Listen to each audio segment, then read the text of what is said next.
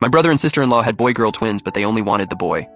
I felt sorry for the girl, so I took on the job of raising my niece. Then after I got married and became pregnant, my niece tried to take all the family assets. She caused a gas leak on purpose and burned me to death. When I opened my eyes again, the original host was at the orphanage, looking for a companion for her daughter. The gifted girl Lucy stared at me stubbornly.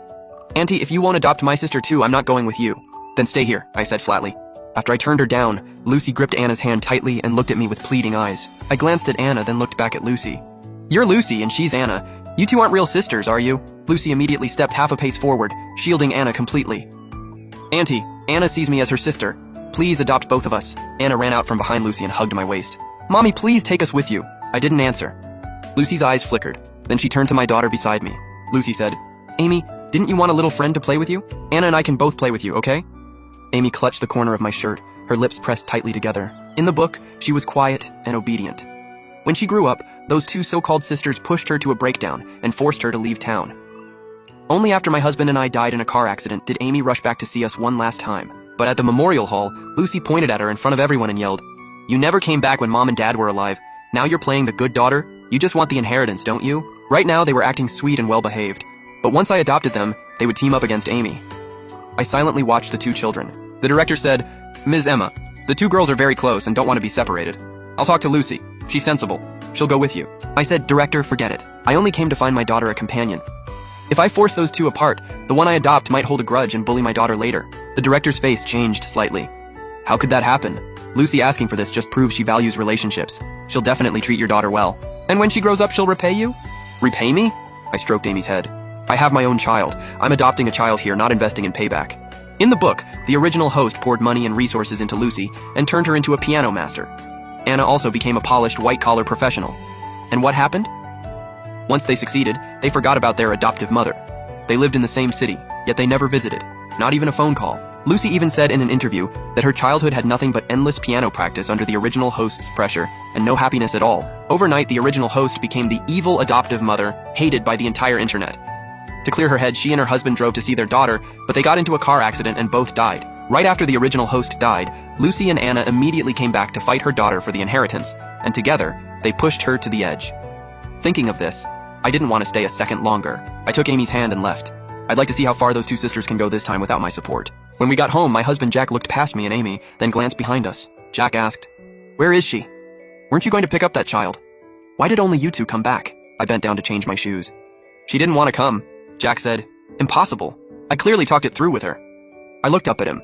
Jack was a piano master, and all he wanted was a student who could inherit his craft. Before Amy was even 3, he had already forced her onto the piano bench. Now, at 10 years old, her fingertips were covered in calluses, and all she ever got from Jack was, "You really have no talent." Last week, he performed at the orphanage. After he finished a piece, Lucy, who had been standing in the corner, stepped forward and played almost the exact same piece, missing only 3 notes. Jack's eyes lit up on the spot. "Do you want to be my student?" Lucy nodded hard, but then awkwardly said that kids from the orphanage couldn't just go out whenever they wanted. That night, Jack came home and told me, "Amy is too lonely. Let's adopt a child to keep her company." That child said she wouldn't come home with me unless we also took the younger sister she recognized at the orphanage. Jack froze when he heard that. I looked annoyed. "Back then, I agreed to adopt a child because you're too harsh on Amy, and I thought a companion might be good for her. But now that child wants to bring another one. What if they team up to bully Amy?" Jack brushed it off. "Don't think so badly of people. It's just one more child. Bringing both home is no big deal. It's just one more mouth to feed." I stared at him coldly. "Raising children isn't shopping. There's no buy one, get one free. Jack, I don't agree to adopting those 2 girls." Jack stared straight at me like he was looking at a stranger. Just then, a small icy hand gently tugged on mine. Amy was trembling. I held her hand tight and took her back to the bedroom. The next day I was cooking with an apron on when Jack came home. Behind him stood a small, skinny figure. It was Lucy. She looked at me timidly and whispered, "Auntie." I didn't answer. I stared straight at Jack. He patted Lucy's shoulder and said gently, Jack said, "Lucy, from now on, this is your home." Only then did he look up at me. "This child has musical talent. It would be such a waste not to train her, so I brought her home." I slammed the kitchen knife onto the counter. "So finding Amy a playmate was a lie? Was it that hard to admit you wanted a student?" Jack's face darkened. "What was I supposed to say? That your daughter has no talent? If I said that, you'd make a scene." I scoffed. "What's there to make a scene about? Your musical genes didn't get passed down to your daughter. Shouldn't you reflect on yourself first?" In the book, Jack always blamed me for Amy's lack of musical talent, so this time I threw it right back at him. Jack stared at me with wide eyes. I rolled my eyes at him. "What are you looking at? Like I made this child all by myself? Since you look down on Amy so much, she won't be practicing piano anymore starting today." Jack said, "That's ridiculous. She studied for so many years. How can she just quit?" I picked up the knife from the cutting board. Didn't you say she has no spark? Now that you have a good student, you still want my daughter standing there as a backdrop? Jack's face turned livid. What nonsense are you talking about? Why would I make Amy a backdrop? Lucy quickly spoke from the side. Auntie, I don't have to learn piano from the teacher. I just want a meal and a place to stay. Before Jack could promise her anything, I stared at him. If you want Amy to keep learning piano, this child cannot enter this house. Choose. Jack chose to keep Lucy. When Amy came home from school and heard she didn't have to practice piano anymore, her eyes lit up first. Then she looked at Lucy. Are you going to change your name? Lucy immediately shook her head. I won't change it. This name is the only thing my mom left me. Not changing it, huh? I glanced at Jack. The book had mentioned that Jack's first love was also named Lucy. Jack calmly cut in. It's just a name. What does it matter? Lucy looked up at him and smiled. Thank you, Dad. I studied the two of them. Their features didn't look alike. But just in case, I still took hair from both of them and secretly sent it for a paternity test. When the results came back, they were exactly as I expected. They weren't related by blood. I put the report in my bag and went home. The moment I opened the door, I heard Anna's sharp voice from the living room. You want to see me hit you? I didn't alert them. I stood in the entry hallway and watched Anna point fiercely at Amy. If I wasn't worried about making things hard for Lucy, I would have scratched your face up already. Amy trembled with anger. You broke my stuff and now you want to hit me? Anna said. What do you mean your stuff? Since Uncle Jack adopted Lucy, this is her home too. Lucy interrupted softly. Enough, stop fighting. Amy, I didn't know that doll was yours. Anna liked it, so I let her play with it. Amy held back her tears. Before you came, I was the only child in this house. If the doll isn't mine, whose is it? Anna suddenly shoved Amy hard. You're just jealous that Uncle Jack is teaching Lucy piano. Who told you to have no musical talent? It's just a dumb doll, who cares? After saying that, she threw the plush doll on the floor and stomped on it hard. Amy fell to the ground. Amy's eyes turned red. She tried to get up and hit Anna, but Anna tripped her again. I rushed over and helped Amy up. The moment she saw me, she threw herself into my arms and burst into tears. In the book, she was afraid the original host would fight with Jack, so whenever she got bullied, she swallowed it silently. Those sisters always picked the moments when the original host wasn't around to hurt her. They even set her up so the original host would think Amy was the one bullying them. Anna panicked when she saw me. Then she reacted and tried to hug me. Mommy, you're back. I shoved her away. Don't call me that. Since when do I have a daughter like you?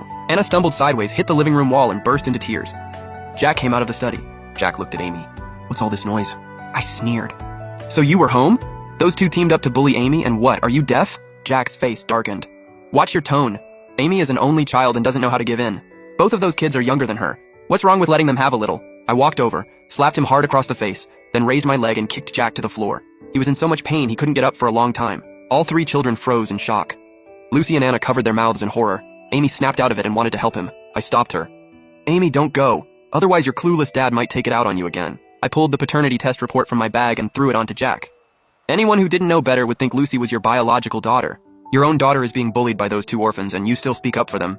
Jack looked down and opened the report. A few seconds later, he suddenly raised his head, even angrier. Emma, are you done making trouble? It says right here in black and white that Lucy and I are not related. You did this behind my back. Did you ever respect me? Respect? I didn't agree to you adopting Lucy, but you brought her home on your own.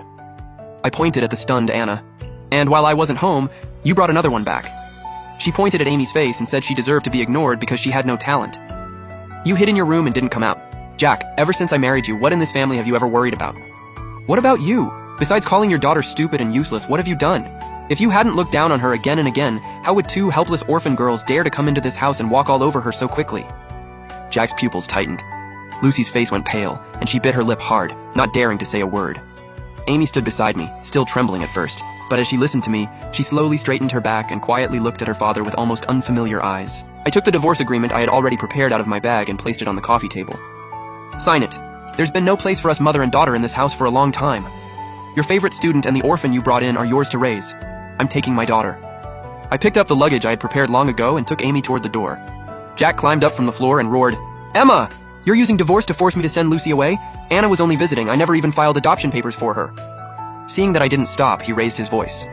It's easy for you to take Amy and leave now, but raising her by yourself won't be so easy. I looked back at him.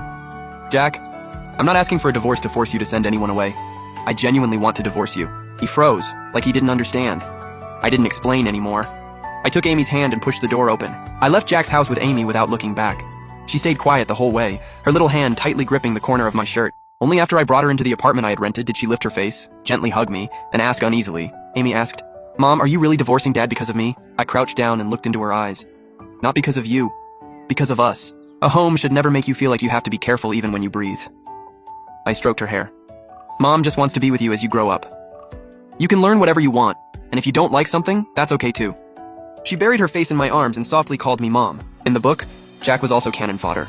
He poured everything into training Lucy, only to be stabbed in the back by her. After transmigrating into this book, I did think about changing his fate, but he insisted on adopting Lucy. Today, he was clearly home, yet he let those two orphan girls bully Amy. I realized the plot couldn't be completely overturned. I never planned to tell Jack the original storyline. What if he sent me to a mental hospital? Then what was the point of transmigrating? Now that I had left that house, even if I didn't have much money in my account, with my knowledge of the plot, I could definitely give Amy and myself a good life. Tap the link to watch the exciting continuation.